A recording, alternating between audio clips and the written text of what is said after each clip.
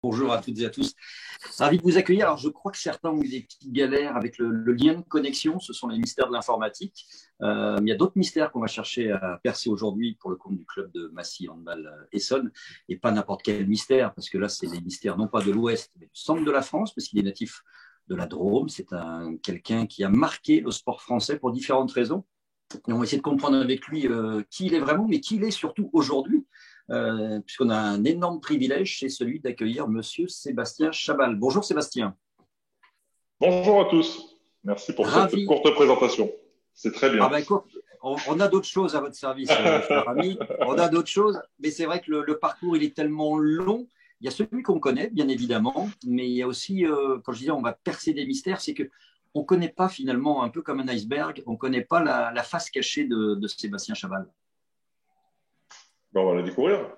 On va les découvrir ensemble. Alors, j'aimerais quand même donner avant la parole au club de Massy qui a organisé avec Agent Consulting ce webinaire en votre compagnie, avec Stéphanie qui va nous faire un point, la grande prêtresse de ce club de Massy Essonne. Un petit point sur l'évolution de ces dernières semaines-là. Bonjour à toutes et tous, merci beaucoup. Vraiment désolée pour ce problème de bug informatique.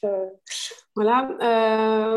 Voilà. En fait, moi, j'ai plutôt présenté pas tant forcément les résultats sportifs de la saison. Je laisserai Constant le faire enfin de visio. C'était déjà d'un pour remercier Sébastien Chabal de sa présence. Le club du MEHB souhaite, à travers ces rendez-vous, faire profiter tous les partenaires et puis le public, justement en proposant des invités sportifs de qualité. On a eu la chance de recevoir Thomas Boucler, Olivier Krumbolz, voilà, justement pour qu'ils nous partagent justement le lien de management ou le lien entre le monde du sport et celui de l'entreprise. Voilà ce qu'on voulait vraiment marquer. Et ceux qui ne nous ont pas suivis lors des rendez-vous précédents, voilà, c'est pour un peu comprendre l'histoire d'où est né ces webinaires-là et pour essayer de garder le plus de liens social possible entre le club du Massy Essonne Handball et vous qui êtes présents derrière vos écrans. Merci beaucoup Stéphanie, on est ravis de la voir parce que d'habitude, ce club fidèle du club de Massy, on ne la voit pas Stéphanie. Bien là, il y a de la lumière, ça tombe bien puisqu'on a des rendez-vous sympas à vous annoncer pour les mois qui viennent avec Madame Obama, pas l'ancienne première dame américaine, mais la grande patronne du basket de l'Asvel. Et puis encore, on parlera en entreprise beaucoup avec Laurent Nicolin, le président du club de Montpellier, mais aussi à la tête d'un gros groupe de nettoyage et qui nous accompagnera au mois de mai, si je ne me trompe. Allez, Sébastien, je me tourne vers vous.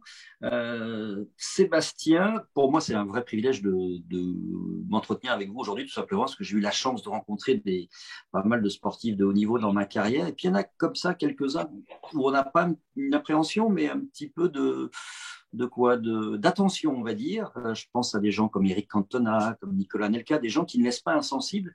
Est-ce que vous avez ce sentiment, effectivement, Sébastien, de faire partie d'une race très à part dans le paysage sportif français? Waouh. Je ne sais pas, c'est une question qui est compliquée. Non, je pense pas. Tout d'abord, pour moi, un sportif à part, c'est un sportif d'exception, c'est un sportif qui a été unique ou au-dessus du lot dans sa discipline, ce que je n'ai pas été. Je pense avoir été un très bon soldat, un très bon camarade de club et un bon coéquipier, des fois un peu chiant pour mes entraîneurs et pour les managers. Mais voilà. Et donc je suis content si tu me classes à côté de Cantona et Karabatis, mais je pense qu'ils avaient beaucoup plus de talent dans leur discipline que moi.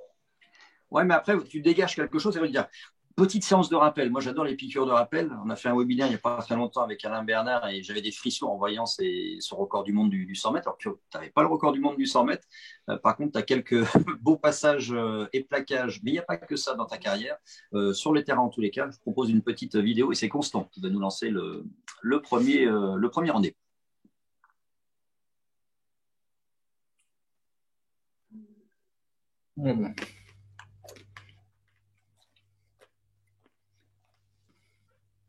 Alors, logiquement, il y a de la musique. Je peux faire les commentaires si vous voulez. Ouais. Justement, on a vu entre autres les Blacks, ça a été des rendez-vous très particuliers. Ah, ça y est, les Anglais sont là.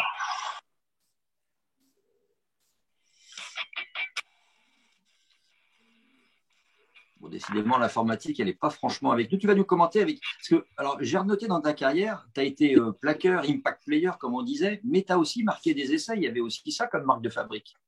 Ouais, alors j'espère avoir été plus un joueur plus complet que simplement plaqueur ou impact player. Impact player, c'est quelque chose euh, c'est un mot que j'aime pas trop, on va dire. Je suis d'accord. On va C'est en un parler, mot. justement. Non, mais parce que je crois que quand tu es sportif de haut niveau et que pendant toute ta carrière, tu as quasiment participé à toutes les rencontres auxquelles tes clubs ont participé et que tu été titulaire et tu as joué 80 minutes, je suis pas sûr que le terme d'impact player corresponde. Donc c'est ce qui m'agace un peu dans ce mot. Alors oui, ce mot a été, ce nom, ce qualificatif avait été donné notamment quand je jouais en équipe de France parce que j'étais plus un remplaçant ou un impact player justement qu'un titulaire en puissance. Mais je trouve que ce terme est un peu réducteur. Voilà. Alors, sur ta carrière, j'ai retrouvé. Même si mon ego est pas très très élevé et que ça me froisse un petit peu. Mais c'est aussi une façon effectivement, d'identifier la concurrence que tu peux avoir aujourd'hui dans le business.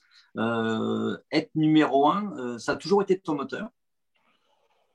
Non, non, pas du tout. Non, pas du tout, parce que si je vous retrace un peu vite fait mon parcours, moi j'ai commencé le rugby tard. J'ai commencé le rugby à 16 ans. Je suis issu d'une famille assez étrangement, quand je me retourne aujourd'hui, où le sport n'était pas du tout présent. Voilà, je pense que quand il y avait une compétition sportive dans le village ou dans les environs, mes parents devaient fermer les volets, les fenêtres. Quand il y avait une compétition sportive à la télé, ils devaient débrancher la télé. Ton papa était garagiste, c'est ça? Oui, il était mécanicien et ma maman nous a élevés et était femme de ménage. Mais c'est vrai que le sport n'était pas du tout présent dans mon environnement familial proche et même un peu éloigné. Alors j'ai joué un peu au hand, j'ai joué un peu au rugby, un peu au foot, mais des expériences très très courtes quand j'étais gamin. Et je suis retourné au sport. Enfin, je suis retourné surtout m'amuser avec mes copains à l'adolescence parce que c'est le moment où on commence à sortir, faire un peu des bêtises et puis aller courir après les filles. Donc le rugby il y avait ce côté un de troisième mi-temps qui était important. Tu ne voulais pas en faire ton métier parce que je crois que tu as même une formation pour être tourneur-fraiseur. Tu as commencé à travailler assez jeune en plus finalement.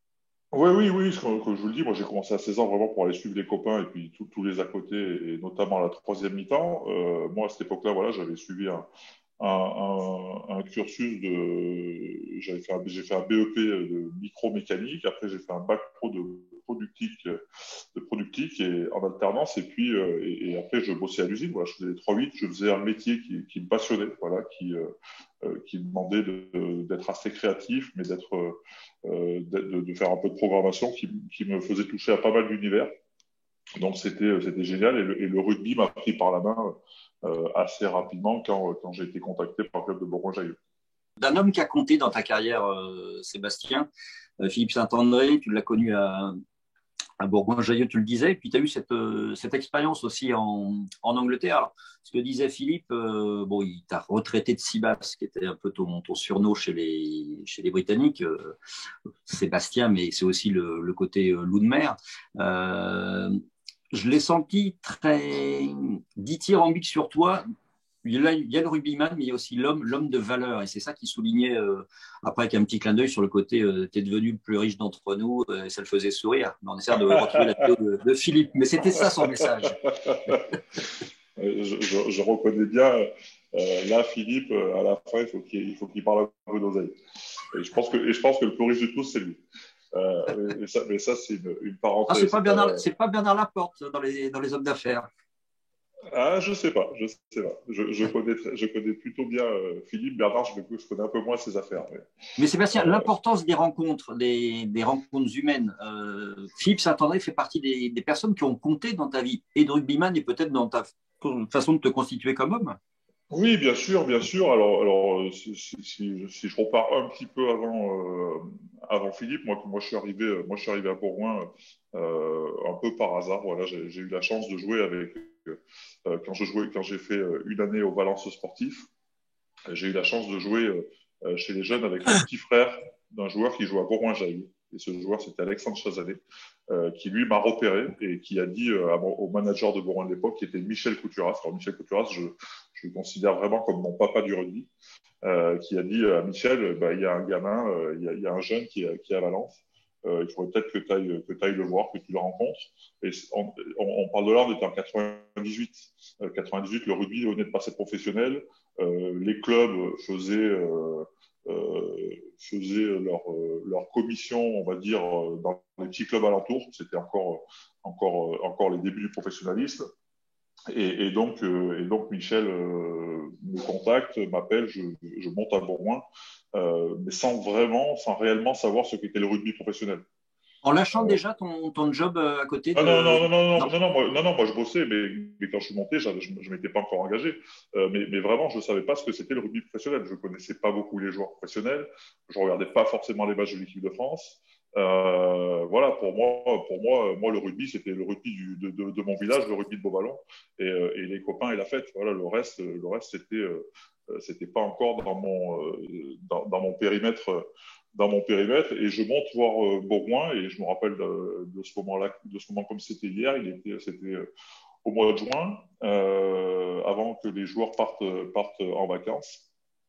Donc les joueurs faisaient des tests physiques, les joueurs de l'époque, et Michel était à la buvette du bistrot du stade Pierre Rajon, et il était assis. Je suis allé le voir, on s'est serré la main, je pense, pendant 15 ou 20 secondes, et il m'a regardé, et je pense qu'il a lu en moi comme dans un livre ouvert. C'est quelqu'un d'assez incroyable et d'assez fou qui comprenait les hommes, qui lisait en eux, et qui savait tirer le meilleur du potentiel de chaque joueur.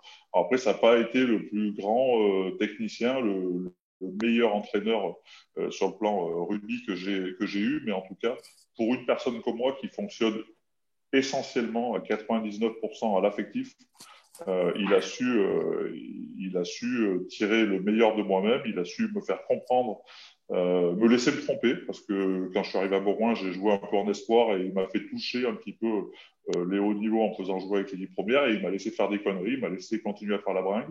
Et de temps en temps, quand je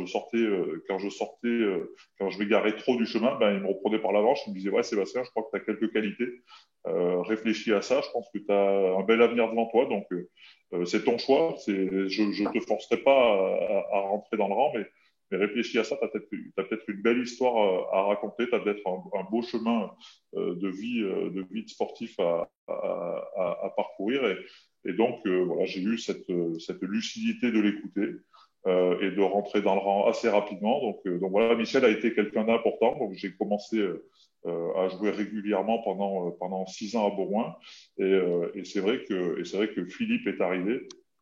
Et Philippe aussi est quelqu'un qui, avec beaucoup de valeur, et qui fonctionne à l'affectif. Voilà, il sait aussi fonctionner comme ça. Donc c'est pour ça que ça a très très bien marché entre nous. Voilà, je crois qu'on est des personnes qui se ressemblent. On est assez direct, on est assez honnête, on est assez franche. Et voilà, donc on a eu un très beau parcours. Voilà, 7 ans, 2 ans à Bourgoin et 5 ans en Angleterre ensemble. Et aujourd'hui, même si on se voit pas beaucoup, parce on court tous dans tous les sens, on a tous pas mal d'obligations. À chaque fois qu'on se recroise, c'est comme si on s'était pas quitté en fait. Et je crois que les amis, c'est ça. Sébastien, on connaît après les grandes lignes de ta carrière avec le Bourgoin, avec Sale, avec le Racing, avec le Loup, etc., l'équipe de France de place de 4e en Coupe du Monde. Mais ce qui nous intéresse, c'est vrai aujourd'hui aussi, c'est cette face cachée. C'est d'essayer d'aller découvrir comment tu es devenu chef d'entreprise, comment tu as souhaité entreprendre autant, parce que tes activités, elles sont multiples, elles sont diverses.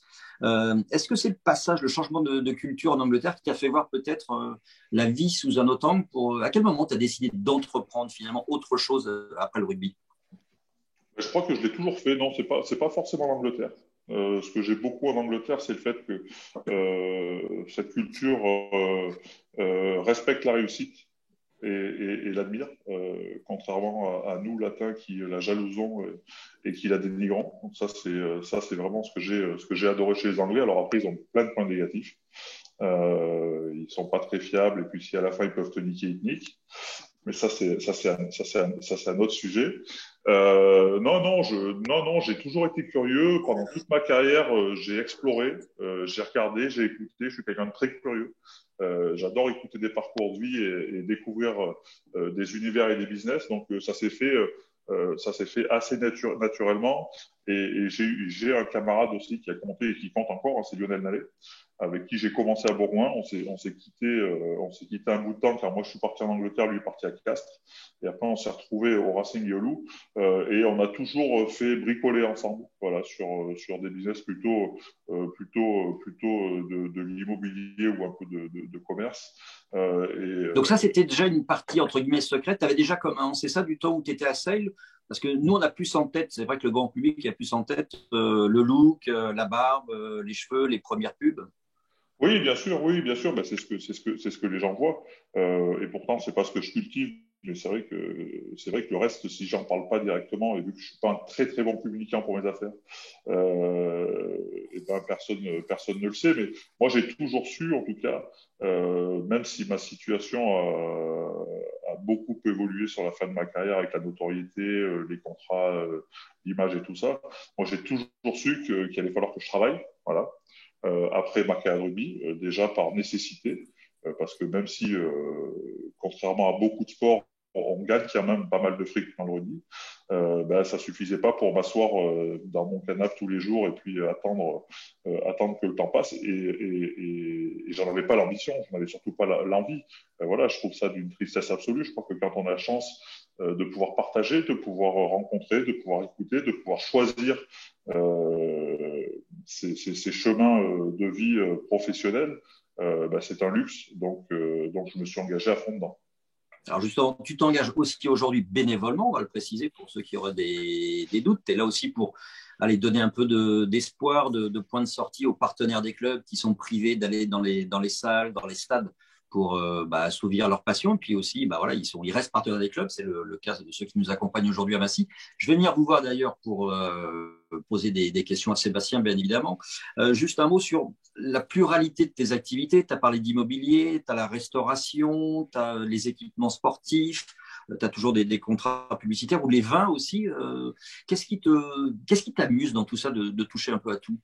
Qu'est-ce qui te guide? Ce qui me guide, c'est les rencontres. C'est souvent les rencontres, c'est pas tant le sujet, parce que tous les sujets peuvent être sexy et intéressants à explorer. Mais comme je sais pas faire grand-chose, si ce n'est avoir pas mal de bon sens, avoir un peu de flair et adorer et que j'adore aller explorer des univers. Voilà, moi ce qui me passionne, c'est d'aller construire des équipes, des histoires et des business avec des équipes, voilà, et des associés, des collaborateurs. C'est ça qui est passionnant. C'est vraiment ce qui me motive. Voilà, donc je suis sans cesse. J'ai la chance, alors dans tous les business que tu as cités, c'est pas ceux qui sont les plus chronophages. Aujourd'hui, moi, là où je passe le plus clairement dans, c'est Rockfield, voilà, que j'ai racheté, que j'ai créé. Donc là, c'est une marque de vêtements, ouais. La Mêlée, Rockfield, voilà, c'est plutôt pour les grandes tailles quand même. J'ai été voir le site, c'est 5XL, hein, c'est grand. On va jusqu'au 5XL parce qu'on a l'ambition d'habiller tout le monde. Mais voilà, c'est la boîte que j'ai créée en 2007 avec un professionnel du textile pour lequel j'ai été égérie pendant 10 ans et que j'ai racheté il y a 2 ans. Donc aujourd'hui, c'est quand même presque plus de 40 collaborateurs. Donc ça commence à être important. Donc ça me prend pas mal de temps. J'ai lancé ma gamme de. Et du coup, c'est toi qui démarches pour les points de vente, c'est sous forme de franchise. Là, tu as vraiment un rôle de chef d'entreprise. Oui, carrément. Bon, alors après, j'ai mes équipes, hein, j'ai mes équipes commerciales, j'ai mes équipes métiers, j'ai mes fonctions de support. Voilà, on est organisé comme une société plutôt très classiquement. Et j'ai la chance que sur mes business qui tournent, d'avoir des associés, des collaborateurs qui sont hyper engagés. Voilà, qui ont beaucoup de responsabilités, qui ont beaucoup de liberté et qui sont très très engagés et aujourd'hui qui sont hyper performants. Donc ça me laisse le temps, à moi d'aller explorer d'autres univers. Tu es quand même quelqu'un de tempérament, tu l'as prouvé avec certaines prises de bec ou en tout cas prises de position qui t'ont valu pas des soucis extrasportifs, mais pas loin, je pense avec Pierre Berbizier où ça n'a pas toujours été simple, etc. etc. Bon, au niveau manager, ça m'a coûté pas mal, hein, parce que ça m'a coûté la Coupe du Monde 2011 et puis je me suis fait virer du Racing. Mais au moins, je suis droit dans mes bottes. Oui, mais c'était une chance pour rebondir au Loup, par exemple. Bah, j'aurais peut-être bien aimé finir au Racing, mais après, Non, je comprends, je comprends. ça, c'est un autre débat. Mais au moins, je peux me regarder tous les matins dans la glace quand je me rase. Ah non, Oui, je me rase pas. Ah non, je me ça rase ce pas. sera, oui, ça, ce sera peut-être la phrase du jour, justement. Mais tu es quel genre de manager? Tu es dur? Est-ce que Non, non, non, le non, non, sport, non. est-ce que tu parlais au tout début d'interview d'avoir été un équipier modèle, bon camarade, etc. Tu es quel genre de manager? Tu es bienveillant ou là, pour le coup, tu es chef de meute, tu es vraiment l'alpha qui fait avancer? Non, non, non, non. Moi, je suis, comme je dis à tous mes collaborateurs, s'ils sont là, c'est parce qu'ils savent faire plein de choses que moi, je ne sais pas faire.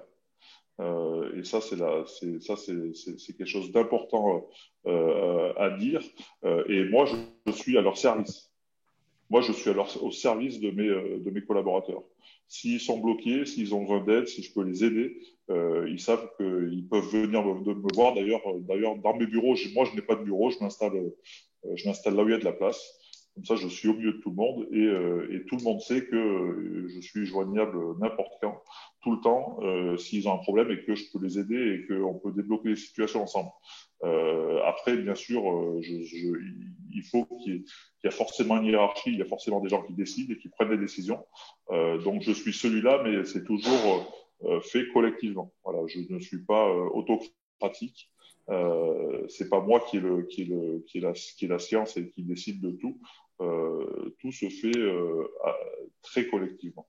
Voilà. Je vais vous donner la main à tous. C'est Stéphanie qui commencera, puis après, ce sera tous les partenaires présents qui auront l'occasion d'interroger Sébastien Chabal. Il faudrait juste que tu nous parles de l'engagement aussi au niveau de Peace and Sport. Est-ce que c'est toujours d'actualité ce côté de mettre le sport au centre du dialogue peut-être, de la cohésion sociale? Est-ce que c'est un rôle aussi sociétal, le sport? C'est quoi, une association, un club de champions qui sont motivés par finalement rendre aux gens lambda tout ce qu'ils ont emmagasiné comme expérience au plus haut niveau?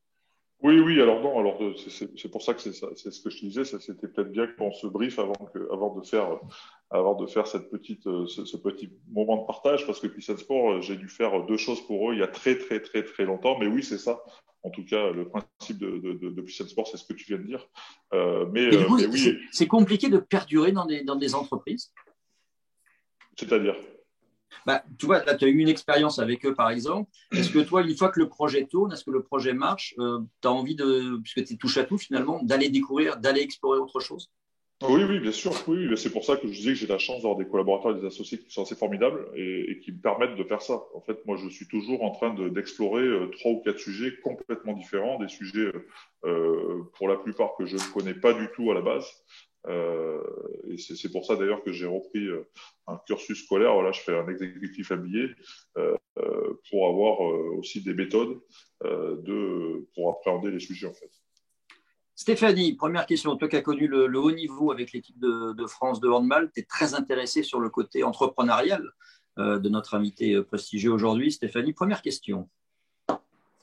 Alors, je vais laisser l'honneur à nos invités de pouvoir poser les questions. J'aurai l'occasion d'en poser en off à Sébastien. C'est un privilège entre sportifs de haut niveau. Ah, tu veux pas qu'on profite de tes bonnes questions? Alors, on va demander à quelqu'un tout de suite de prendre la parole. Le premier qui dégaine a raison. Je vous écoute. Oui, Première moi question. Bonjour.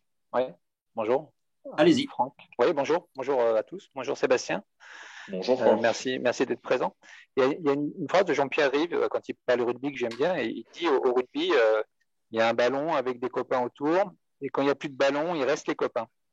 Et pourtant, donc sous-entendant que effectivement la vie continue après le rugby. Et quand je regarde les livres ou les drames qui concernent certains rugbymen après qui ont du mal à gérer l'après-carrière, et ce qui est vrai dans d'autres sports, qu'est-ce qu'il faudrait faire pour toi pour améliorer cet accompagnement de enfin, concernant la gestion de l'après-carrière? Qu'est-ce qui manque aujourd'hui? Qu'est-ce qu'on pourrait faire de mieux? Ça, c'est une question, c'est une très bonne question. Souvent, quand elle est posée différemment, ça m'agace. Mais là, elle est posée de la bonne manière. Et je vous en remercie. Déjà, je pense que c'est une démarche personnelle. Déjà, parce que je pense que quand on est sportif de haut niveau, pour ceux qui sont dans des sports professionnels qui leur permettent de vivre, on va dire, à peu près correctement. Parce qu'il y a plein de sportifs professionnels pour qui c'est la galère de pratiquer leur sport. Vraiment. Et ça, il faut en être conscient. Je pense que c'est une prise de conscience et une ambition personnelle. Parce que quand on est dans un sport, on est souvent choyé, on est chouchouté. Tout est fait pour qu'on soit performant dans notre discipline. Et ça, c'est génial quand on a la chance de vivre des moments comme ça. Mais pour moi, c'est pas au club ou à quelqu'un d'extérieur de faire le premier pas. Pour moi, c'est individuellement. Il faut redescendre sur terre des fois, parce que des fois, on a tendance à être un peu en lévitation. Il faut avoir cette conscience-là de se dire que la vie de sportif de haut niveau, c'est sur une période donnée, une période courte. Alors pas donnée, une période courte et une période qui peut s'arrêter du jour au lendemain. Sur des blessures, sur des choix qui ne dépendent pas que de nous. Et donc d'avoir cette idée qu'il va falloir faire quelque chose après, qu'il va falloir se réinventer, qu'il va falloir se reconstruire, qu'il va falloir se reformer. Je pense que c'est d'abord une démarche personnelle. Et à partir du moment où, personnellement, tu as fait ce chemin dans ta tête, tu verras qu'il y a plein de gens qui vont être là pour t'aider. Ça, j'en suis certain et je l'ai vécu et je l'ai vu avec d'autres sportifs. Voilà, moi, c'est pour ça, Stéphanie, c'est dommage qu'il n'y ait pas d'autres sportifs ou des joueuses du club qui soient là pour entendre ça. Parce que moi, quand je parlais de Lionel Nallet, avec qui j'ai beaucoup joué, nous, entre deux entraînements, on était toujours en train de parler de nos business, de ce qu'on voulait faire. Et les jeunes venaient nous voir, ils nous disent, mais les vieux, arrêtez de parler de business, de parler de rugby, pensez au rugby. Eh ben non, déjà, rien que de penser à autre chose quand tu fais ton activité, déjà, ça t'aère l'esprit. Et quand tu reviens, je pense que tu es encore plus fort et plus performant. Tu t'es pas bouffé la rate au courbouillon et tu n'as pas pensé, tu t'es pas mis la pression 24-24.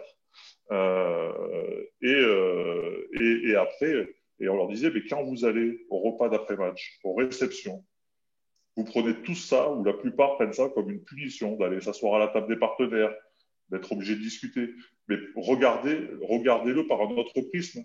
Dites-vous que vous avez forcément des centres d'intérêt, vous avez des projets personnels, des projets peut-être professionnels, si vous avez déjà pensé.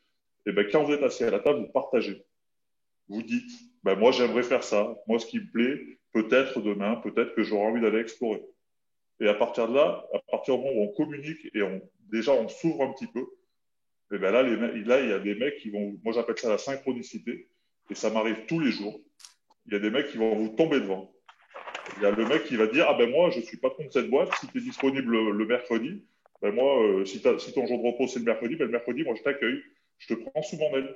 Lui, le patron, ça va le valoriser auprès de ses collaborateurs, ça va amener quelque chose de différent, ça va amener une vision différente, et je crois que ça serait vachement plus facile. Mais j'ai plein de copains qui sont en galère, mais vraiment. Il y en a pour lesquels j'étais très proche, je suis encore très proche, et que j'ai voulu aider. Mais à partir du moment où ils ne veulent pas s'aider eux-mêmes, on ne peut pas les prendre par la main. On ne peut pas les prendre par la main. Et ça, c'est mon épouse qui me l'a fait comprendre, parce que j'avais un copain avec qui je ne suis plus en contact, et j'étais vraiment très, très, très proche à Bourgoin, et qui s'est perdu, et qui a été en vraie galère, et qui est encore un peu dans la difficulté. Et j'ai essayé de trouver 10 000 choses pour l'aider, pour l'accompagner, pour qu'il fasse quelque chose.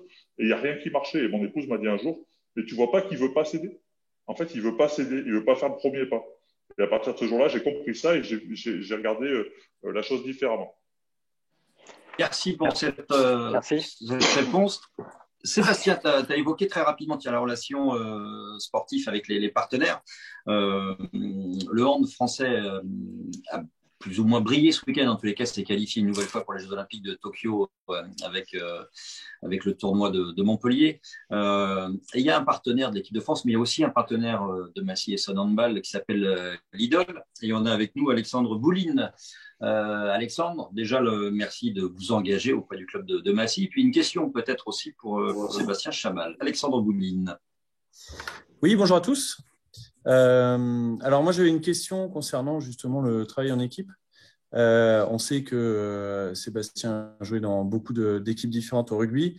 Une équipe de rugby, c'est composé de postes différents avec des physiques différents, des personnalités différentes et des rôles différents.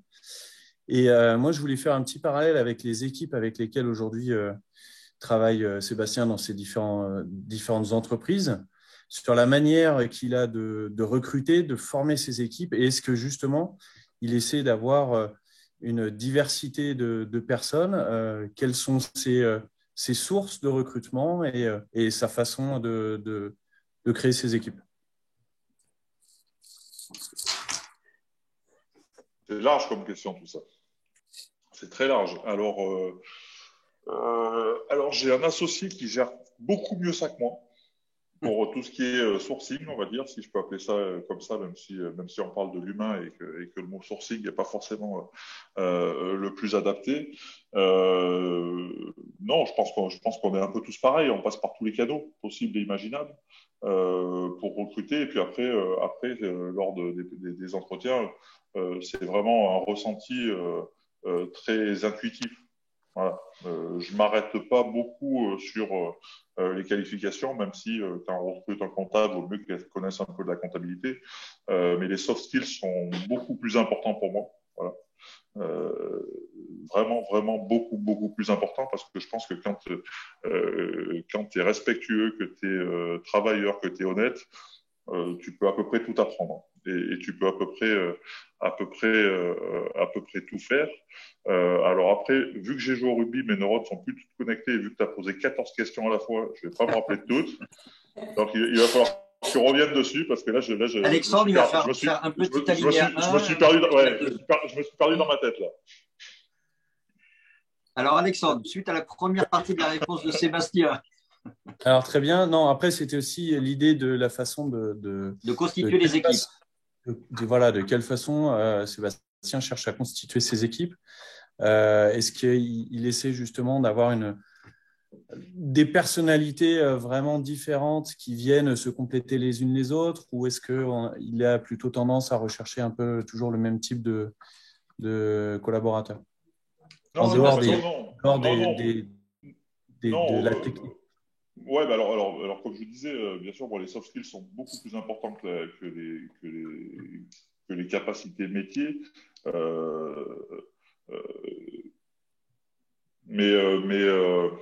Alors c'est une question qui est compliquée parce que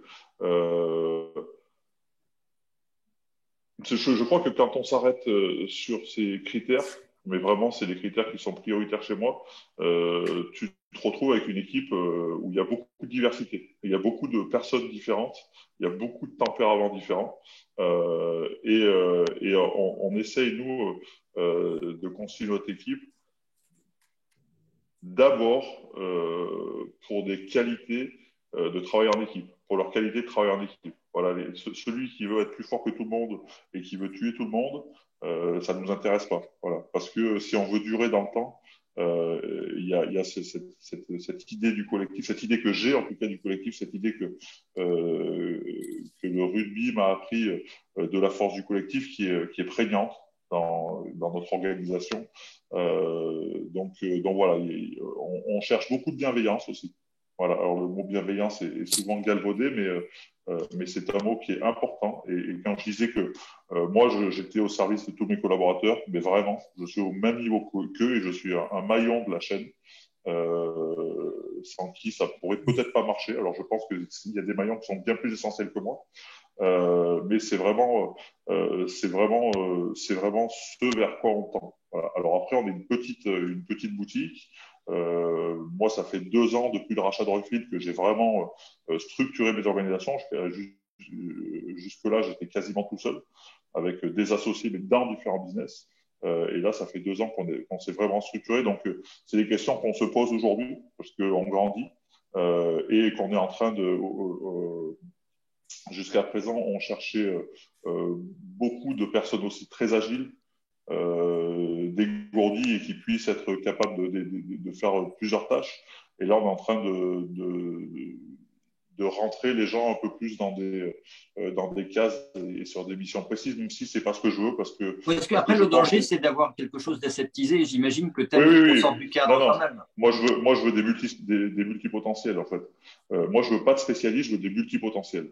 Je trouve que le multipotentiel est beaucoup plus intéressant dans l'entreprise parce que du jour au lendemain, il peut désapprendre et réapprendre. Et je crois que c'est dans le monde vers lequel on va, je crois que c'est ce qui est important. Il va falloir désapprendre et apprendre. Et avoir cette capacité-là, c'est compliqué. Et je crois que quand on est multipotentiel, c'est plus facile. Sébastien, à t'écouter, il y a un facteur qui est incontournable pour toi, me semble-t-il. En tous les cas, c'est l'humain, le facteur humain. Ça t'arrive de faire une affaire ou des affaires, même si tu ne sens pas la personne, mais tu dis, moi, je suis là pour, entre guillemets, ce que tu n'aimes pas d'ailleurs, le business et rien d'autre. Ça m'est arrivé je suis en plein dedans. Je m'étais associé avec une personne sur un business et je me suis aperçu que la personne, il y avait beaucoup de façades et pas beaucoup de fonds. Donc je vais quitter l'aventure en perdant pas mal de fric ou en m'enlevant la possibilité d'en gagner beaucoup. Mais moi, l'argent n'est pas une motivation. L'argent est un moyen de pouvoir avancer et de pouvoir faire des choses parce que l'entreprise doit générer de l'argent pour pouvoir grandir, continuer à évoluer.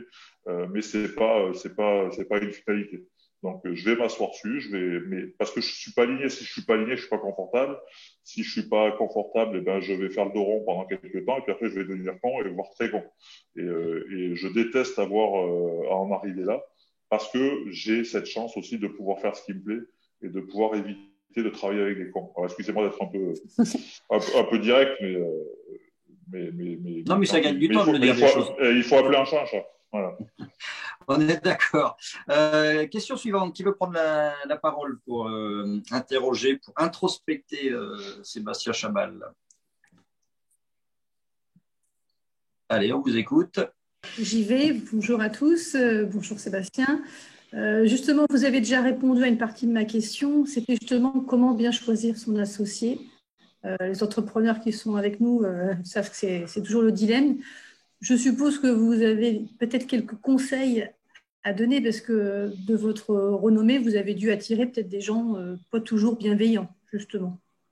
Et pour prolonger du coup la question, Sébastien, effectivement, comment tu fais, toi, tu as quand même cette image, on sait que c'est une valeur ajoutée, pour te protéger des gens qui vont juste profiter de ton image, justement. Ça prolonge la question.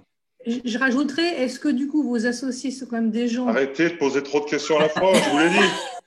Je vous l'ai dit. Alors je vais être plus bref. Est-ce que c'est vraiment des gens de confiance, de famille peut-être? Comment vous faites votre choix en fait? À part le côté coup de cœur, j'ai bien compris de la… C'est beaucoup le côté coup de cœur hein. Et ça me vaut quelques désillusions, mais je préfère m'attacher à ça que de rien faire. Voilà. Je crois qu'il faut s'autoriser de faire confiance aux gens. Je pense que c'est important. Et je pense que dans cette autorisation qu'on se donne, il faut accepter qu'on fasse des conneries ou qu'on fasse des mauvais choix. Ça, c'est malheureusement, c'est la vie.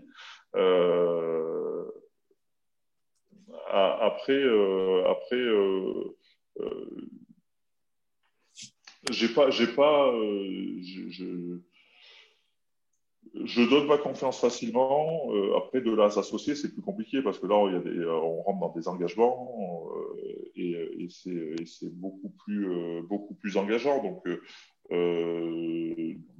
j'ai pas de truc. Même d'ailleurs, je pense que je pourrais être de mauvais conscience parce que je me suis pas mal fait avoir. Mais je regrette rien parce que j'avais la sensation de m'engager avec des bonnes personnes sur des beaux projets.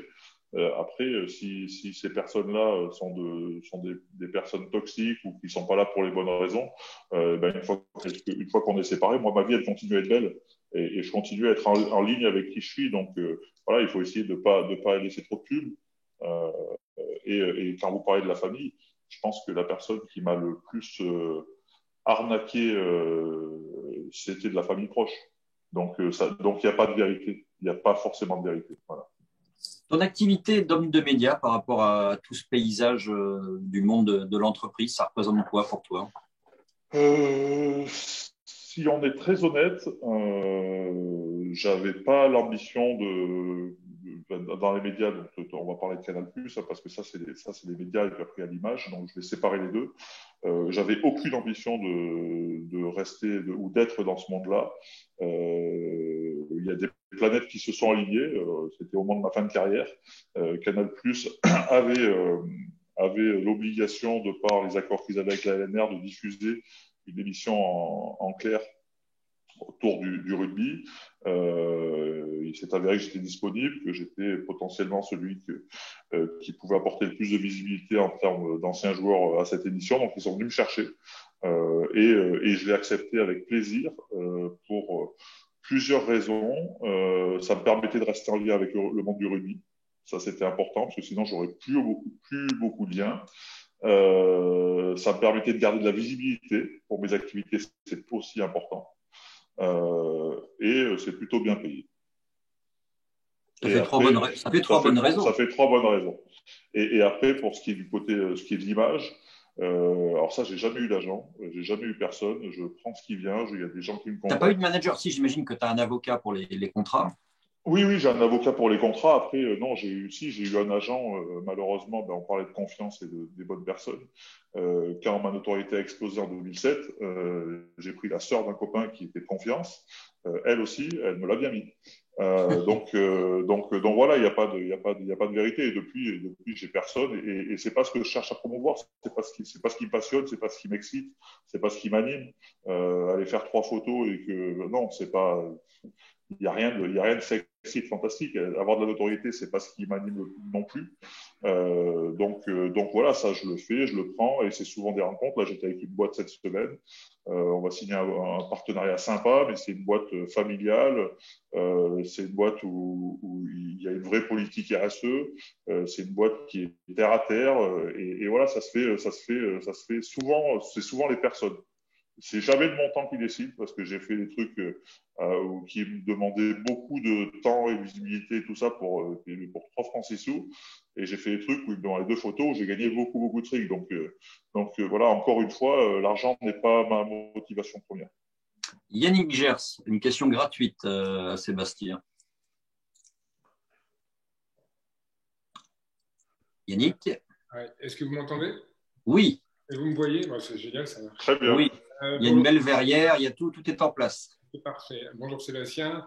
Alors non, j'ai pas forcément une question multiple, parce que j'ai bien compris que c'était pas. C'est compliqué. C'est compliqué pour un avant. Alors c'est surtout déjà dire que cette visio, elle permet de découvrir l'homme, parce que c'est vrai que nous, en tant que spectateurs, on a vu le sportif. Et finalement, on découvre quelqu'un de super humain, avec beaucoup de sensibilité et très loin de l'image que les médias ont bien voulu renvoyer de ta carrière. Donc, voilà, je voulais te remercier et du temps. Et quand tu dis qu'effectivement, l'argent ne compte pas, je sais le bénévolat que tu fais pour ce webinaire et ça va complètement dans ce sens-là. Moi, la question, elle est très simple, très courte, c'est de dire, finalement, avec tout ce que tu as fait, à la fois sur le terrain et en dehors du terrain, de quoi tu es le plus fier aujourd'hui? Alors, ce que j'ai fait sur le terrain, ça s'est acté, c'est fini, je ne le referai pas, ou j'en ferai pas plus. Donc ça, on peut faire un constat de ça. Et aujourd'hui, même si je fais beaucoup de choses, pour moi, j'ai encore rien réussi. J'ai lancé pas mal d'initiatives, j'ai lancé pas mal de business. Voilà, maintenant, à moi et mes équipes de les développer, de les pérenniser, de les asseoir. Pas pour devenir les numéros 1 dans notre secteur, ça ne m'intéresse pas du tout. Donc, ce que je suis en train de faire aujourd'hui, je ne peux pas poser un constat et faire un arrêt sur image parce que ça ne serait pas juste. Dans ce cas-là, je te dirais que ma carrière de sportif était beaucoup plus riche et beaucoup plus sympa. Mais je pense que dans 10 ou 15 ans, quand je me retournerai, si ça marche comme je pense que ça doit marcher, et vu les moyens qu'on se donne et l'énergie qu'on y met, on va arriver là où j'imagine qu'on va arriver. Je sais pas. Je l'ai souvent dit, quand j'en discutais ou quand on m'a posé la question. Très honnêtement, je sais pas si je serais plus fier de ma carrière de sportif ou ma carrière d'entrepreneur. Je sais pas ce qui m'aura rendu le plus heureux, ce qui m'aura animé le plus. Je sais pas. Tellement cette vie d'entrepreneur me passionne. mais vraiment me passionne et me remplit et m'enrichit voilà, de par tous les aspects qu'on a brossés jusqu'à présent. Un mot sur l'activité, on va dire, épicurienne. Quand on est sportif de haut niveau, soi-disant, on doit s'astreindre à certaines règles. Peut-être que pour les avants au rugby, on a le droit à quelques libertés, mais tu t'es engagé dans du vin, dans la restauration. Le côté épicurien de la vie, c'est quelque chose de fort dans ton après-carrière. C'était quelque chose de fort dans ma carrière aussi. Non, mais voilà, alors le restaurant et l'hôtel, c'est pas dans cette dynamique-là, c'est un investissement et c'est du business. Voilà, là, on peut parler de business. Pour le vin, le travail qu'on fait avec le CDD Chartreux, c'est vraiment une histoire d'une rencontre. Voilà, envie de d'écrire une histoire ensemble. Mais oui, le côté épicurien est important pour moi. Voilà, j'adore manger, j'adore bien manger. Je mange beaucoup, je mange trop, certainement. Et j'ai la chance d'avoir. Tu as pris du poids depuis l'arrêt de ta carrière? Tu as pris du poids? Bon, j'ai pris 6 kilos. Voilà, ça va. Mais vu que les muscles sont plus là, je me promène plus torse nu. J'ai arrêté. On aurait pu ressortir quelques photos. Tu étais quand même effectivement plus qu'imposant, ce qui ne t'empêchait pas, à la sortie d'un terrain, de pleurer. C'est ça aussi la personnalité de Sébastien Chamal. Ben, c'est d'être entier. Voilà, je crois que quand on est sportif, on est entier. Et que il y a des moments qui sont durs, il y a des moments qui sont compliqués, il y a des moments où il faut pleurer, il y a des moments où il faut rire. Donc voilà, je pense qu'il faut pas brimer ses émotions. En tout cas, il faut pas les garder, il faut extérioriser. Ça permet de passer plus vite dessus. Donc voilà. Et pour revenir à la question, j'ai toujours beaucoup mangé et un peu tout ce que je voulais. Même si je mange plutôt très sainement et très correctement, je mange beaucoup parce que j'ai une physionomie aussi qui me permettait je grossissais pas en fait, mais j'ai des copains qui regardaient une tablette de chocolat qui fallait 2 kilos. Moi, je mangeais 2 kilos de chocolat, je perdais du poids. Donc, c'était plutôt confortable comme ça. Tu t'es relancé dans quoi? Tu fais du sport encore? Tu t'entretiens comment? Non, il faut pas le dire. Alors, faites du sport, hein, c'est important de faire du sport. Non, je fais plus grand chose, même presque plus rien. Voilà, je me suis remis à faire du vélo ce week-end devant le match de France-Angleterre, donc j'ai fait 1h30 de vélo. Et ça faisait depuis le premier confinement que j'étais pas monté dessus. Donc non. Je te demanderai pas s'il y avait essai pour les on verra ça. Franchement, celui avec les images qu'on a vu à la télé qui a l'air de lire, il est fortiste où il a fait un arrêt sur l'image, il a sorti sa loupe. Mais non, malheureusement, j'ai arrêté parce que j'avais plus envie de jouer. Voilà, la tête était plus là. Et je crois que quand la tête est plus là, ben, il faut l'accepter, il faut passer à autre chose. Et c'est aussi beaucoup plus facile pour passer à autre chose. Voilà. Parce que si on décide pour toi ou si c'est une blessure, ben, il y a beaucoup de frustration, il y a beaucoup de manque et c'est compliqué de continuer à avancer. Donc voilà, moi, à partir du moment où c'était un choix, c'était décidé, que c'était réfléchi, ça a été hyper simple de basculer en fait. Alors, je sais que le chrono tourne, on devait s'arrêter à 14 ans, mais comme on a démarré avec un petit peu de retard et on s'excuse encore pour les différents petits soucis techniques, est-ce qu'il y a d'autres questions pour Sébastien? Le temps que la question se profile, un mot sur les activités. Tu parlais de protection de data, justement, on parlait d'informatique, de tout ça. Tu t'es aussi lancé là-dedans. Est-ce que tu peux nous en dire un petit peu plus? Ouais. Alors, je vais vous en parler tout en vous en parlant sur Zoom, donc ça la fout mal. Parce que je lutte contre Zoom et je me bats contre Zoom et contre Teams et contre toutes ces solutions. Merci d'autant plus d'être là aujourd'hui via Zoom. et qui nous pique notre donnée et qui nous soumet à des lois d'autres pays comme le Cloud Act et d'autres. Mais on va pas épiloguer ou aller trop en profondeur parce que déjà, j'en ai plus les compétences et ça pourrait être trop long. Mais oui, avec, on parlait de rencontres, voilà. Dans mon business de l'immobilier, j'ai vendu un siège à un mec qui s'appelle Jean-Pierre Lac, qui est patron d'une belle PME de consulting et qui était en train de faire un pivot en incrémentant un laboratoire d'innovation technologique au sein de sa boîte. Et on s'est tout de suite plu, voilà, on s'est tout de suite accordé, on avait à peu près les mêmes ambitions. Et donc, je suis rentré avec lui dans son laboratoire d'Inno et on a développé plein de trucs. Et il en est sorti Private Discus, qui est une solution de visioconférence et de télétravail, couplée à WhatsApp aussi, ça fait aussi WhatsApp, qui se veut souverain, qui protège votre donnée, qui est cybersécurisé de bout en bout, avec des clés de chiffrement dynamiques, ce qui fait que personne ne peut rentrer par hasard et venir écouter votre conversation comme on entend souvent sur ces médias-là.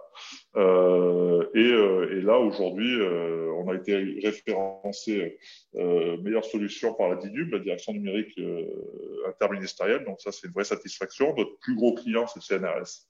Donc, ça pose des choses aussi en termes de solutions. On est français, on se veut souverain et on est en train de faire une levée de fonds et on va lever 5 millions et on se dit que en équipe, on va être plus fort et qu'on va accueillir 100 entreprises, voilà, qui mettraient 50 000 balles. Alors, 50 000 balles, c'est beaucoup d'argent, mais pour plein d'entreprises, c'est pas grand-chose. Moi, je préfère le dire, il faut qu'elles acceptent de pouvoir les perdre. Parce que dans l'IT, on peut les perdre et qui apporterait une centaine de comptes, qui prendraient une centaine de comptes sur la plateforme, et ce qui fait que leur valo ferait déjà x4 et que surtout, ça nous permettrait d'avoir un rayonnement et une visibilité beaucoup plus importante. Voilà.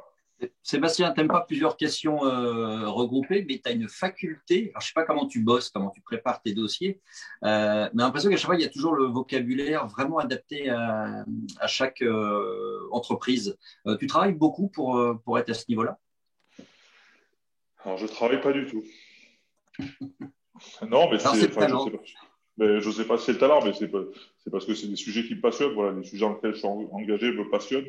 Je les décortique, je les tourne dans tous les sens souvent, longtemps, j'en parle beaucoup. Donc, au bout d'un moment, on a des habitudes et on essaye de savoir de quoi on parle. Donc voilà, mais après, c'est peut-être que de la surface et si vous creusez, il n'y a plus rien. Mais si vous creusez, je vous envoie mes associés. Ouais, ils sont plus costauds que toi, j'espère. Non, mais sur le niveau techno, ils vont vous faire mal à la tête. Tiens, j'ai Adrien Janel qui est avec nous à Jan Consulting, qui collabore au réseau des partenaires et la collection des data, on en parle très souvent. Adrien, peut-être rapidement un petit mot sur le réseau des partenaires de Massy avec l'application Qui est qui permet justement de garder le lien.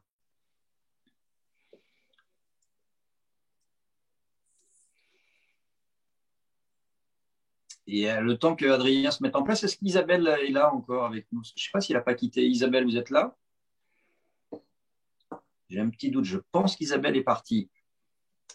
Est-ce que vous m'entendez bien? Ouais, c'est bon. Adrien, vous m'entendez bien, parfait. Je vous présente donc l'application. L'application, tout simplement, on s'est rendu compte dans les clubs sportifs, c'est qu'on ne sait pas qui est partenaire du club, on ne sait pas comment les contacter après cet événement. Et regardez, tout simplement, on va avoir ici, nous, c'est à partir des clubs qu'on collabore, et je rentre dans le club du MEHB, et vous allez avoir ici tout simplement l'actualité. Donc, vous avez l'actualité, et encore, c'est vraiment très passionnant d'avoir une personnalité comme Sébastien Chabal qui intervient. Mais aussi, ce qui va être intéressant, c'est que lorsque vous êtes tous, aujourd'hui, vous êtes une quarantaine, 50 jusqu'à 70 au plus haut pic, et bien, on va retrouver toutes les personnes qui font partie du club. Et si je vais échanger tout simplement avec Gilles Cattier, qui est du groupe ITM, j'ai son portable, je peux aller discuter avec lui en temps réel et je peux échanger sans quitter mon application, favoriser le business, l'échange entre les partenaires.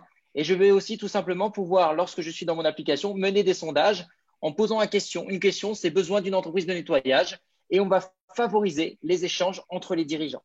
C'est-à-dire, c'est vraiment un vrai plus. C'est-à-dire, aujourd'hui, cette application nous permet de favoriser les échanges entre les dirigeants, d'apprendre à les connaître. Et la deuxième chose, c'est de connaître leurs besoins. Parce que la problématique qu'on a dans un club qui me dit que j'ai 200, 300, 400 partenaires, très bien. Mais combien de business est fait entre eux? Quels sont leurs besoins? Est-ce qu'on connaît vraiment ces entreprises-là? Nous, l'objectif avec le MEHB, la volonté du club, c'est de se dire nos partenaires, lorsqu'on a un partenaire, aujourd'hui, on veut vraiment qu'il ait un retour sur son investissement, qu'il prenne du plaisir, qu'il ait du contenu, mais aujourd'hui, qu'il fasse partie d'un vrai réseau family business. C'est vraiment une volonté de la direction du club. Et encore félicitations parce qu'aujourd'hui, c'est rare, on le voit très peu dans des clubs. Et si je veux échanger avec Constant, je retrouve tout. Et je vais même aller plus loin. Je vais vous montrer, on peut aller géolocaliser nos partenaires, on sait d'où ils viennent. Et je peux aller voir ici, d'où, dans quel secteur ils sont dans Paris, etc. Je les géolocalise. Rassurez-vous, ce n'est pas votre situation, c'est votre siège social qui est géolocalisé, mais vous pouvez aussi activer la géolocalisation, c'est-à-dire que si vous déplacez dans une ville, vous allez pouvoir géolocaliser, vous dire je suis présent dans la ville de Nîmes, parce que tous les partenaires qui adhèrent au MEHB, vous faites partie tout simplement du réseau Adjan. Et le réseau Adjan, aujourd'hui, c'est 1500 entreprises que vous allez pouvoir géolocaliser. Je prends l'exemple de Reims. Aujourd'hui, vous allez pouvoir bénéficier des 100 sociétés qui sont de Reims avec les dirigeants. Et si je clique sur Jean-Luc Larazin, vous allez avoir l'apostrophe que Christophe connaît très bien. Voilà, donc n'hésitez pas, il y a beaucoup de choses qui sont mises en place par le club, et le club a vraiment une volonté que les partenaires aient un vrai retour sur leur investissement et aussi du gagnant-gagnant. Donc ça, c'est vraiment une des volontés, et félicitations au MEHB pour cette belle visio. Et sincèrement, n'hésitez pas à rejoindre l'aventure, parce que c'est en ce moment, c'est pas quand ça va redémarrer, c'est en ce moment qu'il va falloir se faire. Voilà. Ouais. Merci beaucoup en tout cas. Merci Adrien. Excuse-moi Christophe, je prends la parole. Vas-y Sébastien, vas-y. Stéphanie, Adrien, pour faire le lien avec ce qu'on disait tout à l'heure sur la question de Franck, sur la reconversion des sportifs et tout ça, ça serait peut-être bien que sur cette appli-là, il y ait tous les profils des joueurs et des joueuses avec leurs projets, leurs passions, leurs ambitions, et comme ça, les partenaires pourraient même les contacter, alors peut-être pas le numéro de téléphone, cette fois, et leur dire, moi, ta passion, c'est l'immobilier, moi j'ai une agence, si tu veux, je peux bien t'expliquer en business, et ça pourrait créer du réseau. Voilà, c'est juste quelque chose, ça vient de me sauter à la tête. Ah non, mais merci Sébastien pour cette. On grandit tout le temps. Mais vraiment, merci. Mais ça, c'est le slogan du club, Stéphanie. Le club qui fait grandir, donc ça tombe bien. Oui, mais des fois, les personnes de l'extérieur nous font grandir aussi. Donc, Sébastien, très bien comme remarque. Je crois qu'il y a Isabelle Congar qui est encore avec nous, qui voulait intervenir, Isabelle. Isabelle ? Elle est partie, je crois. Il faut mettre votre micro, Isabelle. Oui, c'est si elle est là. Mais non, il faut remettre le micro. Excusez-moi, c'était de ma faute. Non, je vais la mettre aux enchères. Isabelle une fois, Isabelle deux fois. Votre micro Isabelle trois fois. Elle doit avoir un problème. Comme tu es en plein écran, Stéphanie. Ouais. Je vais laisser mon président. J'ai vu que ton président le président a levé la main. Alors, allez. Bonjour à tous. Bonjour Sébastien. Bon, juste un petit point barbe. J'ai encore un peu de boulot. Mais c'est pas les bons produits que vous utilisez. On va bientôt être reconfiés, donc vous allez pouvoir la laisser couper. Moi, j'ai juste noté, tout ce que vous nous racontez là, ça a l'air facile. Ça a l'air construit, ça a l'air assumé, ça a l'air anticipé, ça, avec des objectifs à peu près clairs, etc. Je me dis, waouh, mais ça a été quoi le prix à payer pour tout ça ? Est-ce qu'il y a eu un prix ? Est-ce que ça a été cher ? Quand je dis cher, c'est pas business. Il y a eu forcément des moments de souffrance, des moments de choix difficiles. Enfin, c'est quoi le prix de tout ça ? Ça a l'air trop simple. Et si c'est super simple, tant mieux. C'est génial. Je pense que le prix à payer, c'est les proches qui l'ont payé. Je crois que c'est souvent ceux qui nous aiment le plus, qu'on maltraite le plus aussi.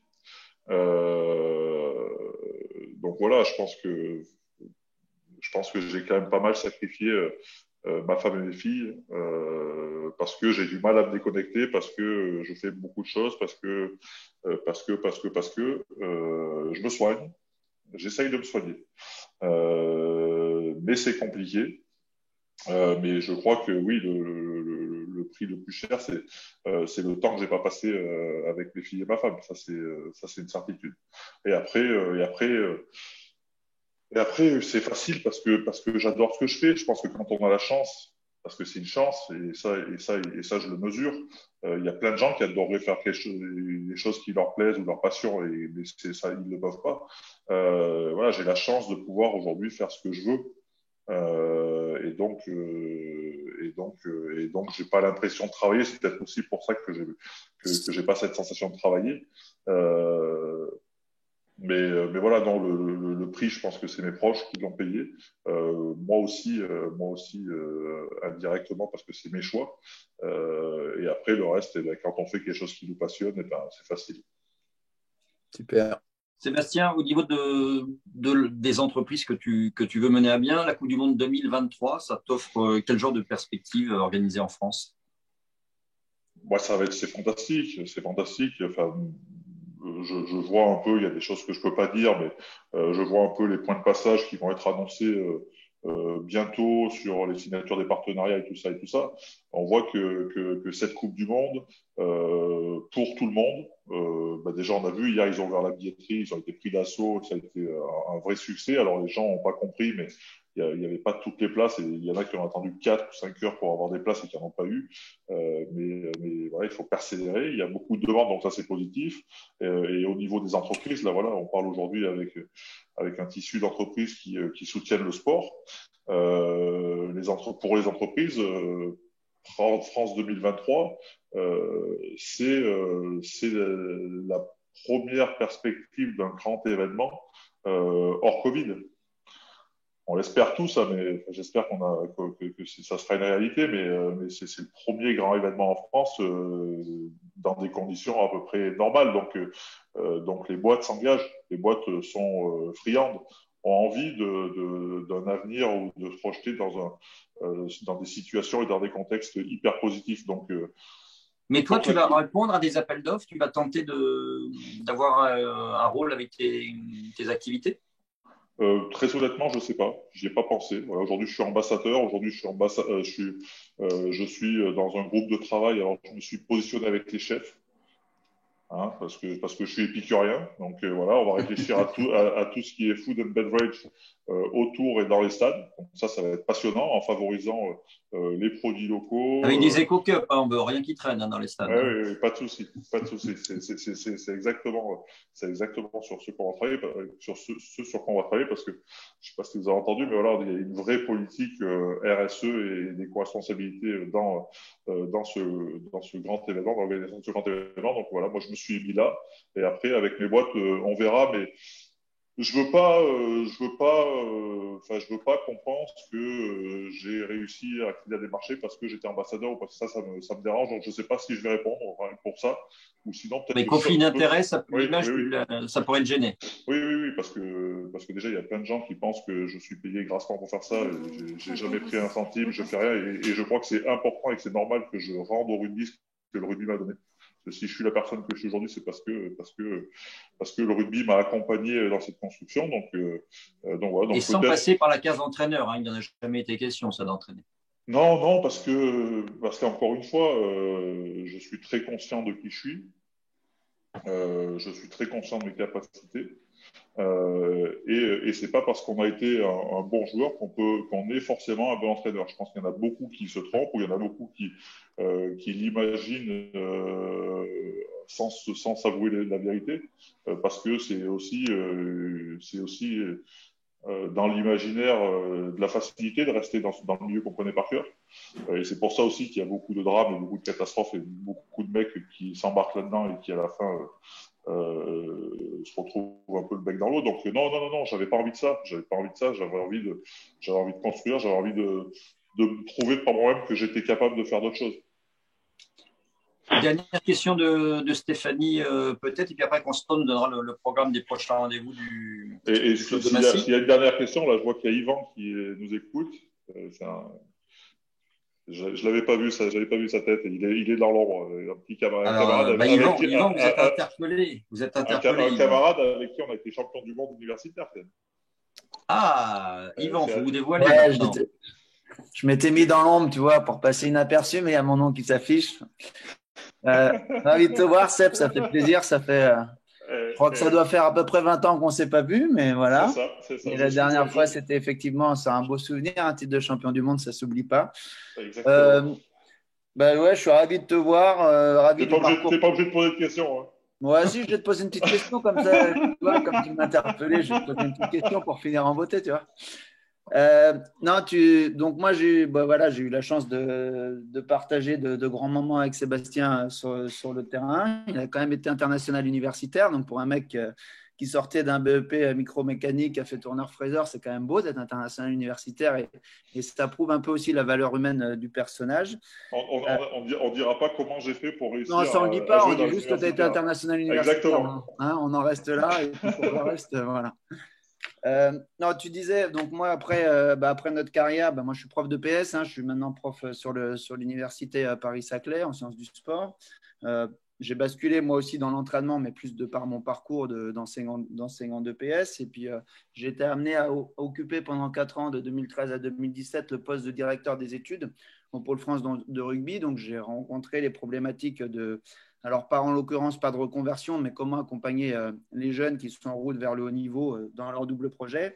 Tu disais en préambule que c'était une démarche personnelle que de préparer son après-carrière. Et là, je te rejoins en partie. Je dis en partie parce qu'aujourd'hui, il y a quand même beaucoup de clubs, et là, je ne pense pas que les clubs de hand me contredisent, qui ont tendance, entre guillemets, à décentrer les gamins de leur projet, de leur double projet au bénéfice du sport, et qui, du coup, ne permettent pas à ces gamins d'aller aussi loin qu'ils le pourraient de par leur capacité universitaire. Et du coup, est-ce que les clubs n'ont pas une responsabilité dans l'accompagnement, alors soit avant la carrière, en l'occurrence, puisqu'on est plus sur l'après-carrière, dans l'accompagnement de l'après-carrière? Oui, tu as raison, et c'est important de faire le distinguo entre les jeunes. C'est sûr que quand tu es gamin et que le club commence à t'ouvrir le vestiaire des grands et des pros, eh ben, ils peuvent avoir une influence Oui, ça négative. fait miroiter des choses tout de suite. Ben, oui, et ils peuvent avoir une influence négative sur le double projet dont tu parles. C'est vrai que tout à l'heure, mon propos était plus dans la fin de carrière et dans la reconversion. Mais alors sur les jeunes, c'est un peu plus compliqué parce que tu as quand même l'influence, tu as les ambitions personnelles, tu touches du doigt et tu serais prêt à tout pour réussir ou pour tenter de réussir. Oui, tu as tes rêves de réussite. C'est oui, le moteur. Oui. Mais après, moi, je connais plus. Ce dont je parlais tout à l'heure, c'était c'était quand tu es sur la fin de carrière. Quand tu es sur la fin de carrière, ton club, il n'a plus beaucoup d'influence sur ton double projet, en fait. C'est ce que je disais. De s'ouvrir et de communiquer et de parler et de dire ce que tu as envie, déjà, je pense que tu as fait un immense pas. Déjà d'en prendre conscience et puis après d'échanger, d'en parler, je pense que tu as fait un immense pas, c'est sûr. Et est-ce que tu ne penses pas justement que le fait d'avoir un double projet sur la fin de carrière notamment, ça peut donner un nouveau souffle aux sportifs et du coup, mais carrément. performants sur le terrain? Moi, j'ai vraiment eu toujours besoin dans ma carrière de bosser à côté. Bon, après, c'était un choix personnel que j'avais fait, mais et puis le fait d'être enseignant d'EPS me permettait d'avoir aussi ce double projet mené de front, ce qui n'est pas toujours le cas selon le boulot qu'on fait. Mais je trouve que le sportif gagne pas mal de choses à être engagé dans un double projet parce que cette ouverture d'esprit, cette ouverture vers l'extérieur, le décentre un peu de la bulle dans laquelle on peut être, sans mauvais jeu de mots actuellement par rapport à l'Ovalie. Mais voilà. Non, mais c'est sûr, c'est ce que j'illustrais tout à l'heure quand je disais qu'avec Lionel, quand on buvait notre café entre la séance de mêlée et la séance de touche et la muscu, eh ben, on parlait de business.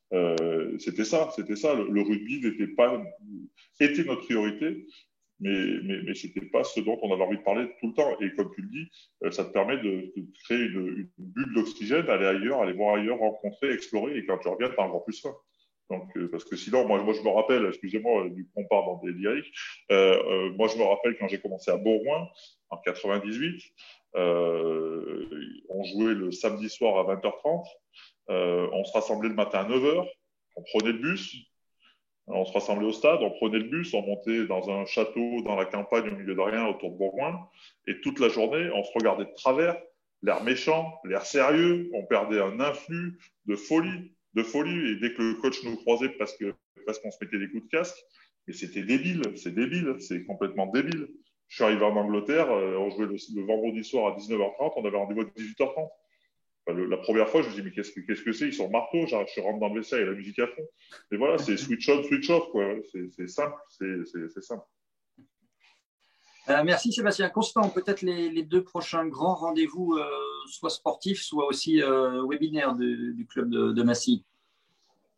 Oui, donc on en a parlé au tout début du webinaire. Le prochain rendez-vous sera le 13 avril, pardon, il y a une petite faute, 13 avril, de 13h à 14h, on aura l'honneur de recevoir Marie-Sophie Obama, qui est la présidente déléguée de LDLC Asvel Féminin, le club de basket de Lyon. Et ensuite, nous recevrons Laurent Nicolin le 11 mai de 13h à 14h, qui est lui le président du Montpellier Hero Sporting Club, club de Ligue 1 en football. Donc, c'est deux très beaux rendez-vous, donc vous pouvez déjà noter la date. et dont on vous reparlera dans les prochains jours, dans les prochaines semaines. Merci. Un mot sur l'équipe, il y a voilà, les rendez-vous. Pour conclure, donc les prochains rendez-vous sportifs. Aïe, Sébastien, un pronostic avec Valence qui vient. Que je suis désagréable ou pas? Bah, si tu es honnête, tu vas être désagréable, j'ai bien compris, c'est ça. Alors, très honnêtement, je ne connais pas du tout le niveau de Valence. Donc, je pense qu'ils sont meilleurs que vous. Donc, je veux dire qu'ils vont gagner. C'est ça, non? C'est ça qu'il faut dire, Stéphanie? Je t'appréciais jusque-là, Sébastien. Je t'appréciais.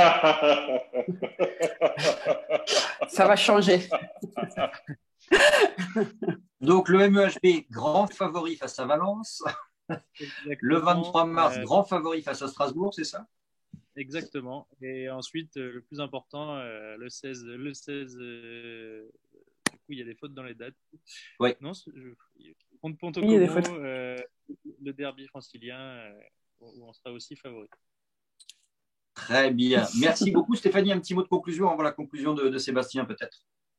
Un grand merci, comme je disais dès le début à Sébastien. Ce qui est appréciable, c'est qu'avec chaque invité, les personnes apprennent, mais moi aussi, individuellement, j'apprends beaucoup et je m'y retrouve dans ce qu'a pu dire Sébastien. Voilà, donc moi, à part un grand merci, je pense qu'il n'y a rien à dire et il a fait preuve. On connaissait effectivement l'homme sur le terrain, mais c'est un grand homme, vraiment. Très humble et je rajouterais que je serais vraiment ravie de rééchanger avec toi, Sébastien, parce que d'envisager un partenariat Sébastien le MEHB, parce que tu pourrais vraiment nous aider à continuer de grandir. Et ben, on va avoir la réponse tout de suite de Sébastien. Sébastien, tu as remarqué que plusieurs personnes t'ont spontanément tutoyé. Est-ce que tu inspires quelque chose? Alors, est-ce que c'est pour nous se protéger? En tout cas, il y a ce côté confiance que tu dégages. Mais je ne l'ai pas dit, mais ça me dérange un peu. Je sais. Non, on a déjà parlé en plus. Non, moi, j'ai souvent du mal à tutoyer. Mais comme tutoie, ça ne me dérange pas du tout. Mais tu vois, visiblement, tu inspires confiance. Et comme Stéphanie te dit aussi, tu laisses transparaître quand tu parles comme ça des valeurs et on a envie de faire des choses avec toi. C'est le cas de Massy. Exactement. C'est gentil. Donc, reparlons-nous, Stéphanie. Non, pour conclure, merci à tous. Merci de m'avoir accueilli. C'était un moment génial. Désolé si c'était un peu en bazar tout ce que je vous ai raconté et que j'arrive pas à répondre à 2 questions qui suivent parce que mon cerveau les retient pas. Non, voilà, c'est cool. Moi, je crois qu'on grandit et je crois qu'on peut avancer en échangeant, en communiquant. Je pense que c'est quelque chose d'important. Voilà. Si vous gardez vos projets pour vous, personne ne pourra vous aider à les faire. Et si on veut te suivre sur tes activités, tu communiques beaucoup sur les réseaux sociaux, tu es présent? Non, je suis très mauvais, c'est ce que je disais, je suis très mauvais, je suis naze, mais parce que c'est pas la vraie vie et ce qui est virtuel me fait chier. J'ai pas de temps à perdre, donc il faut que je m'y mette. J'essaye de me soigner aussi. Des formations et réputation. On fait des petites formations et réputation avec le MEHB. On fait des petites formations et réputation LinkedIn avec les partenaires qui sont au même niveau en plus. Mais je sais pas si tu as entendu ce que j'ai dit tout au long du truc. Je faisais ce que j'avais envie de faire. Et ça m'emmerde profondément. Donc je m'y mets. Voilà, je me soigne. Donc, vous pouvez essayer de me suivre. Des fois, je parle. Des fois, j'ai un associé qui raconte beaucoup mieux les histoires que moi. Donc. Bon, en tous les cas, merci pour cette visio parce que ça a été un vrai plaisir d'être accompagné, d'échanger avec toi, de te découvrir. Et on te souhaite le meilleur ainsi qu'à toutes tes équipes parce qu'on l'a compris aussi, le travail des équipes, c'est important. C'est le cas pour les clubs sportifs en France. Donc à Massy en premier lieu, mais merci aussi à toi et bon vent avec toutes les équipes qui t'entourent. Merci. Je vais conclure en vous souhaitant de bien vous porter et de prendre soin de vous. Voilà, c'est important en ce moment. Merci à tous. Au revoir. Ciao, bye. À tous, merci Seb.